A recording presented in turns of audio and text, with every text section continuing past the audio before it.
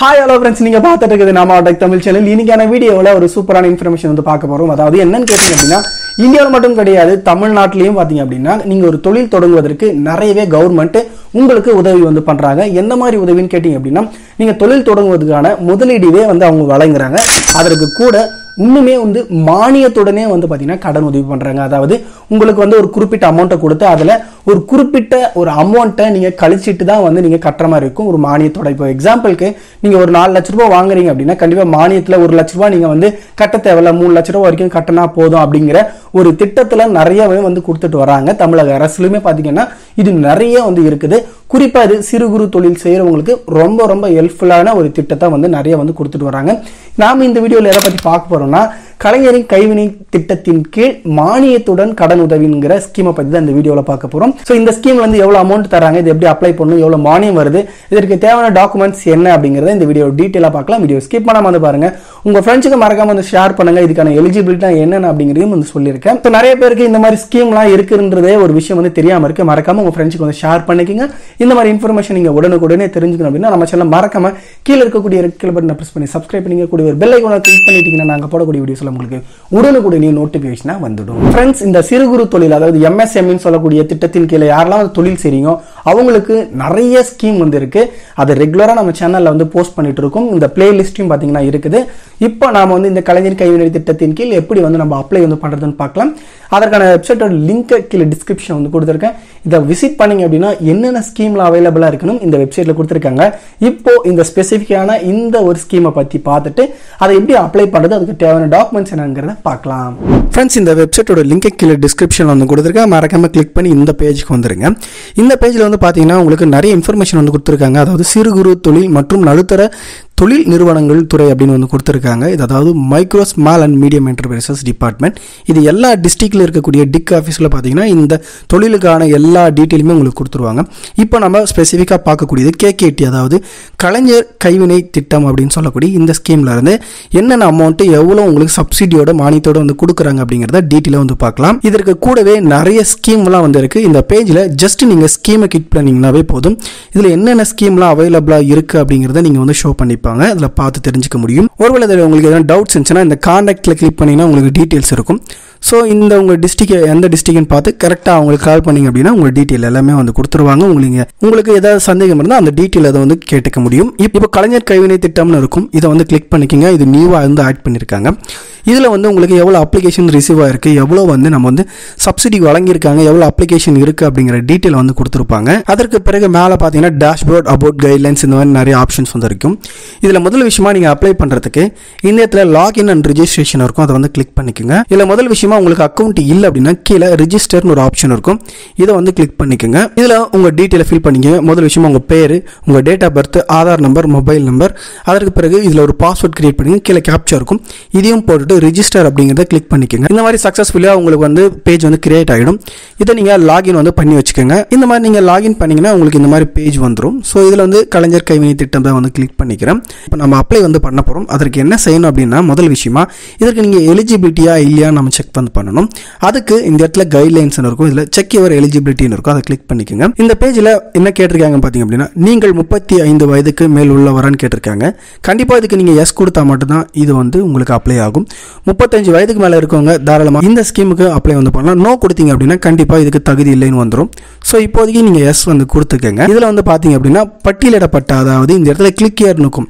இந்த ஒரு தொழிலில் இருக்கவங்க தாராளமாக இந்த ஸ்கீமுக்கு அப்ளை வந்து பண்ணலாம். நீங்கள் டைலராக இருக்கட்டும், இல்லை மண்பாண்டம் செய்கிறவங்க இருக்கட்டும், இல்லை நகை தயாரிக்கிறவங்க, இந்த மாதிரி வந்து கைவினை செய்கிறவங்க இந்த ஸ்கீமுக்கு தாராளமாக எலிஜிபிலிட்டி ஆவீங்க. அதற்கு பிறகு இந்த ஒரு ஒர்க்கில் நீங்கள் குறைஞ்சபட்சம் 5 வருடமாவது அனுபவமாக இருக்கணும் அப்படிங்கிறத வந்து கொடுத்துருக்காங்க. அதற்கு பிறகு பார்த்தீங்க அப்படின்னா இந்த கடந்த 5 ஆண்டுகளில் சுய தொழில் வேலைவாய்ப்பு அல்லது வணிக விரிவாக்கத்திற்கு GoTN திட்டத்தின் கீழ் ரூபாய் 1.5 லட்சத்திற்கு அதிகமான உதவித்தொகை பெற்று இருக்கீங்களான்னு வந்து கேட்டிருக்காங்க. அதாவது வேற ஏதாவது ஸ்கீம்ல நீங்க வந்து 1.5 லட்ச ரூபாய்க்கு மேல இந்த மாதிரி வந்து அமௌண்ட் வாங்கிருக்கீங்களான்னு வந்து கேட்டிருக்காங்க. இப்போதைக்கு நோ வந்து கொடுத்துருங்க. சப்போஸ் நீங்க எஸ் வந்து கொடுத்தீங்கன்னா திட்டத்தின் பெயர் வந்து கேட்டிருக்காங்க. ஸோ அதை வந்து சூஸ் பண்ணணும். இப்போதைக்கு நான் இல்லைன்னு வந்து கொடுத்துருக்கேன். அதற்கு பிறகு பதிவேற்ற வேண்டிய ஆவணங்கள் பட்டியல் வந்து கேட்டிருக்காங்க. நீங்க கண்டிப்பா ஆதார் வந்து கண்டிப்பா வைக்கணும். அதற்கு பிறகு ஏதாவது நல வாரியத்தில் வந்து பதிவு பண்ணியிருந்தா அந்த அட்டையை வந்து வைக்கணும். அதற்கு பிறகு ப்ராஜெக்ட் ரிப்போர்ட்டை கண்டிப்பா நீங்க வைக்கணும். இதுக்கான எக்ஸாம்பிள் எல்லாமே இந்த பேஜ்ல வந்து இருக்குது. இப்போ நம்ம அதை எப்படி அப்ளை பண்றது பார்க்கலாம். இந்த அப்ளை பண்றது பண்ணுறதுக்கு இந்த இடத்துல அப்ளை ஆன்லைன் இருக்கும், இதில் நியூ அப்ளிகேஷன் இருக்கும், அதை வந்து கிளிக் பண்ணிக்கோங்க. இதில் வந்து பார்த்தீங்க அப்படின்னா நம்ம ஆல்ரெடி 3 டீட்டெயில் பார்த்தாச்சு. இதுக்கு வந்து நம்ம எஸ் வந்து கொடுக்கணும், இதுக்கும் எஸ் வந்து கொடுக்கணும், இதுக்கு நோ வந்து கொடுத்துக்கிறோம். அதற்கு பிறகு டீட்டெயில் இது என்னென்ன ஆல்ரெடி சொல்லியாச்சு. இப்போ இந்த பேஜில் பதிவிறக்கம் செய்து தேவைப்படும் போது சமர்க்க வேண்டிய ஆவணங்கள்னு கொடுத்துருக்காங்க. இதை வந்து உங்களுக்கு எக்ஸ்பீரியன்ஸ் சர்டிஃபிகேட்டை இந்த இடத்துல கிளிக் பண்ணிங்கன்னா உங்களுக்கு பேஜ் ஓப்பன் ஆகும். இதை பிரிண்ட் எடுத்து நீங்கள் கையெழுத்து போட்டு நீங்கள் சப்மிட் வந்து பண்ணலாம். அதற்கு பிறகு உங்களுடைய ப்ராஜெக்ட் ரிப்போர்ட்டும் அந்த மாதிரி வந்து இருக்கணும் அப்படிங்கிறத இந்த பிடிஎஃப் வந்து கொடுத்துருக்காங்க. இது போல் ஃபில் பண்ணி கரெக்டாக நீங்கள் வந்து சைன் வாங்கி இதில் வந்து அப்லோட் வந்து பண்ணணும். இதெல்லாம் படித்து பார்த்த பிறகு இந்த டிக் பாக்ஸ் இருக்கும், இதை வந்து கிளிக் பண்ணிட்டு நெக்ஸ்ட் அப்படிங்கிறத கொடுத்துக்குங்க. இப்போ உங்களுக்கு இந்த மாதிரி வந்து பேஜ் வந்து ஓப்பன் ஆகும். இதை நீங்கள் ஃபில் பண்ண தெரியல அப்படின்னா நீங்கள் இந்த இடத்துல கைட்லைன்ஸில் ஆன்லைன் ஃபீல்டு அப்ளிகேஷன் இருக்கும், அதை வந்து கிளிக் பண்ணி பார்த்தீங்கன்னா எப்படி இருக்குன்னு நாமளே வந்து பார்க்கலாம். இப்போ இது எப்படி அப்ளை பண்ணணும் பார்த்தீங்க அப்படின்னா இந்த இடத்துல ஆன்லைன் ஃபீல்டு அப்ளிகேஷன் அதை கிளிக் பண்ணிக்கிறேன். இது எப்படி வந்து அப்லோட் பண்ணணும் அப்படிங்கிறத வந்து கொடுத்துருக்காங்க. இந்த இடத்துல ஸ்டார் இருக்குல்ல, இதை வந்து கண்டிப்பாக நீங்கள் ஃபில் பண்ணணும் அப்படிங்கிற ஒரு இன்ஃபர்மேஷனை கொடுத்துருக்காங்க. முதல் விஷயமா உங்கள் பேர், அதன் பிறகு உங்களுடைய இனிஷியல். இந்த இடத்துல பார்த்தீங்கன்னா உங்களுக்கு ஃபோட்டோ வந்து அப்லோட் பண்ணுற மாதிரி வந்து கேட்டிருக்காங்க. இந்த இடத்துல சூஸ் ஃபைல் கொடுத்து உங்கள் ஃபோட்டோவை வந்து அப்லோட் பண்ணிக்கோங்க. அதற்கு பிறகு உங்களுடைய மேலா ஃபீமேலா அப்படிங்கிற வந்து கேட்டிருக்காங்க.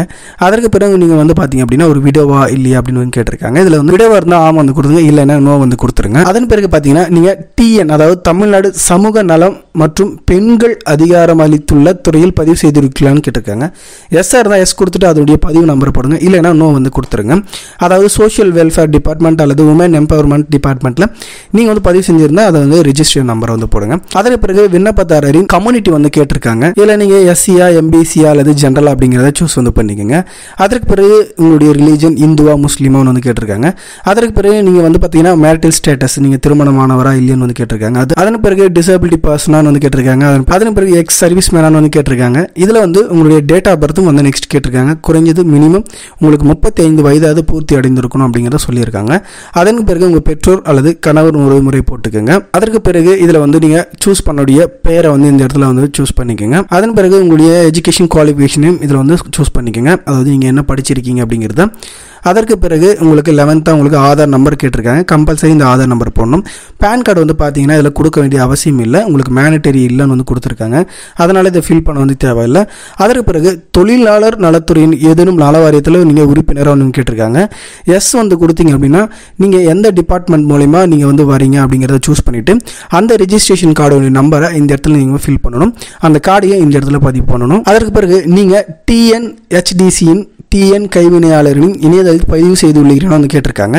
அப்படி நீங்கள் பதிவு பண்ணியிருந்தா எஸ் வந்து கொடுத்து அதோடைய ரிஜிஸ்ட்ரேஷன் நம்பரை இந்த இடத்துல வந்து போட்டுக்கோங்க. முன்பெற்ற நன்மைகள் வந்து கேட்டிருக்காங்க. அதாவது நீங்கள் பெனிஃபிஷரி அதுக்கு முன்னாடி ஏதாச்சும் வந்து பயன்பெற்றிருக்கீங்களான்னு வந்து கேட்டிருக்காங்க. எந்த ஸ்கீம் எல்லாம் பயன்பெற்றிருந்தா நீங்கள் வந்து அதை வந்து செலக்ட் பண்ணிக்கோங்க. இல்லை நாங்கள் எதுவுமே வாங்கலை அப்படின்னா இதில் பொருந்தாதுன்னு வந்து கொடுத்துக்குங்க. ஒருவேளை இந்த லோன்லாம் வாங்கியிருந்தீங்கன்னா அது கரெக்டாக நீங்கள் திருப்பி கட்டிட்டு இருந்தீங்கன்னா எஸ் வந்து கொடுத்துங்க, இல்லைனா நோ வந்து கொடுத்துருங்க. அதன் பிறகு உங்களுடைய அட்ரஸை இதில் சூஸ் பண்ணிக்கோங்க. அதற்கு பிறகு உங்களுடைய ஃபோன் நம்பர் அதே போல் உங்கள் மெயில் ஐடியும் கீழே கொடுத்துட்டு கீழே வந்து ப்ரொசீட் வந்து கொடுத்துருங்க. கொடுத்தீங்க அப்படின்னா அடுத்த பேஜுக்கு வந்து போகும். அடுத்து நீங்கள் இதில் வந்து எந்த வந்து அதன் பிறகு உங்களுடைய ட்ரேட் அதாவது என்ன ஒர்க் அப்படிங்கிறத சூஸ் வந்து பண்ணிக்கோங்க. என்ன சேவை மற்றும் தயாரிப்பு அப்படிங்கிறத இந்த இதில் டைப் பண்ணிக்கோங்க.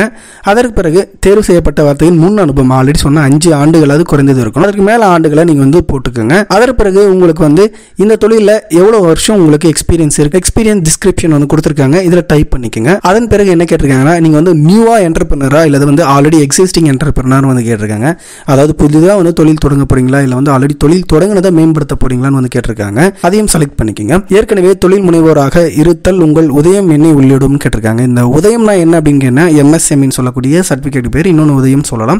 அதை நீங்கள் ஓப்பன் பண்ணியிருந்தா அந்த சர்டிஃபிகேட் நம்பர் வந்து போட்டுக்கோங்க. நம்ம சேனல் ஆல்ரெடி உதயம் சர்டிஃபிகேட் எப்படி ஓப்பன் பண்ணணுன்ற வீடியோ இருக்குது, அதை பார்க்காதவங்க மேலே ஐக்கார்டில் கொடுக்குறேன், அதை பார்த்து தெரிஞ்சுக்கோங்க. அதன் பிறகு கீழே வந்து பார்த்தீங்கன்னா உங்களுக்கு இந்த ப்ராஜெக்ட் காஸ்ட் வந்து கேட்டிருக்காங்க. ஓவரால் ப்ராஜெக்ட் காஸ்ட் உங்களுக்கு எவ்வளோ வேணுன்றத இந்த இடத்துல ரூபியில் வந்து போட்டுக்கோங்க.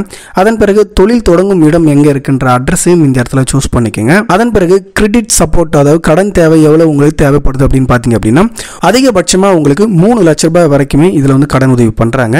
இதில் வந்து செப்பரேட்டாக தான் உங்களுக்கு தருவாங்க. அதாவது முதல் ஒரு தவணையாகவும் இரண்டாவது தவணையாகவும் உங்களுக்கு 2 அமௌண்ட் வந்து தருவாங்க. முதல் தவணை தேவைப்படும் தொகையை நீங்கள் இந்த இடத்துல சூஸ் பண்ணிக்கோங்க. அதன் பிறகு இரண்டாவது தவணை தேவைப்படும் தொகையும் இந்த இடத்துல சூஸ் பண்ணிங்க. டோட்டலாக உங்களுக்கு 3 லட்ச ரூபாய்ன்ற வீதத்தில் இந்த இடத்துல உங்களுக்கு சூஸ் பண்ணிடுங்க. உங்களுக்கு இதில் சப்சிடியாக உங்களுக்கு அதிகபட்சமாக உங்களுக்கு 50,000 ரூபாய் வரைக்குமே உங்களுக்கு சப்சிடி வந்து கிடைக்கும். அதன் பிறகு இது நீங்கள் ப்ராஜெக்ட் ரிப்போர்ட் நீங்கள் ரெடி பண்ணீங்களா அந்த இதை வந்து இந்த இடத்துல சூஸ் பண்ணி அப்லோட் வந்து பண்ணிக்கோங்க. அதன் பிறகு கடனின் நோக்கம், இந்த லோன் வாங்குறீங்கன்னா என்ன பர்பஸ்க்காக வாங்குறீங்கன்னு வந்து கேட்டிருக்காங்க. ஒருவேளை உங்களுக்கு எக்யூப்மெண்ட் வாங்கணுமா, அல்லது பிஸ்னஸை கொஞ்சம் விரிவாக்கணுமா, அல்லது இதில் பார்த்தீங்கன்னா ஒர்க்கிங் கேபிட்டல் அல்லது ஆப்ரேட்டிங் எக்ஸ்பென்சிவ், அதாவது பணி மூலதனம், இயக்க செலவுகள் அப்படின்னு வந்து கொடுத்துருக்காங்க. இதற்கு தேவைன்னா மூணுமே வந்து டிக் வந்து பண்ணிக்கோங்க. அதன் பிறகு என்ன பேங்க்கில் வந்து உங்களுக்கு இந்த கிரெடிட் ஆகிற அமௌண்ட் வரணுமோ அந்த பேங்க் அக்கௌண்ட்டை இந்த இடத்துல நம்பரும் சூஸ் பண்ணிக்கோங்க. அதன் பிறகு இந்த கார்டு ஹோல்டர் எப்படி பேங்க்கில் நேம் இருக்கோ அது போல் இதில் சூஸ் பண்ணிக்கோங்க. இது என்ன பேங்க் அப்படிங்கிறதையும் சூஸ் பண்ணிக்கோங்க.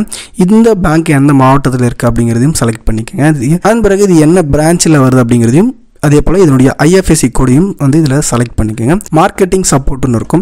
இதில் உங்களுக்கு எது எது வேணுமோ இது எல்லாத்தையுமே வந்து செலக்ட் பண்ணிக்கோங்க. அதன் பிறகு உங்களுக்கு தொழில் சம்மந்தப்பட்ட ஏதாவது டிஸ்கிரிப்ஷன் இருந்துச்சுன்னா அதை பற்றி இதில் வந்து டைப் பண்ணிக்கோங்க. அதன் பிறகு கீழே வரக்கூடிய அஞ்சுத்தையுமே வந்து செலக்ட் வந்து பண்ணிவிட்டு கீழே பார்த்தீங்கன்னா சப்மிட்னு இருக்கும். அதை கிளிக் பண்ணிங்கன்னா உங்களுடைய அப்ளிகேஷன் சக்ஸஸ்ஃபுல்லாக சப்மிட் ஆகிடும். இந்த அப்ளிகேஷன் சப்மிட் ஆன பிறகு உங்களுடைய டிக் ஆஃபீஸ்க்கு இந்த அப்ளிகேஷன் சப்மிட் ஆகிருக்கும். அவங்க கண்டிப்பாக உங்களை கான்டாக்ட் பண்ணுவாங்க. ஸ்டேட்டஸையும் நம்ம ஈஸியாக வந்து தெரிஞ்சுக்க முடியும். இந்த மாதிரி அப்ளை பண்ணி கைவினை தொழில் செய்கிறவங்களுக்கு அதிகபட்சமாக 3 லட்சம் ரூபாய் வரைக்குமே நீங்கள் வந்து கடனுதவி வாங்கிக்கலாம். இதில் சப்சிடியாக உங்களுக்கு 50,000 வரைக்குமே பார்த்தீங்கன்னா உங்களுக்கு மானியமாக வந்து வழங்குறாங்க.